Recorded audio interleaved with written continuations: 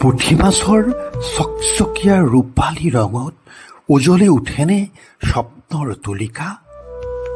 তলৰ সৰা পাতবোৰে নহৰা পাতত পঢ়েনে আশাৰ কবিতা?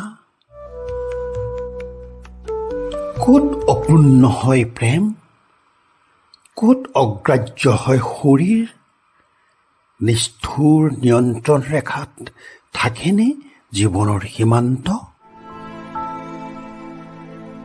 কোনে চৌঘৰৰ পৰা থপিয়াই লৈ আহে মুখাহীন মুখবোৰ, মায়াহীন কায়াবোৰ, ৰঙা নীলা পোহৰবোৰ? কোনে নাকচ কৰে প্ৰেমহীনতাক, কোনে জগাই তোলে সত্যৰ শিহৰণ? চকুৰ গুৰি ক'লা কৰা আঁউসীৰ আন্ধাৰ ফালি ফালি, ধুমুহাত ঘূৰি ফুৰা দিশাহীন নাবিকৰ নাও, সকলো পাৰ হৈ হৈ অৱশেষত কঁপি উঠে কবিৰ কলম।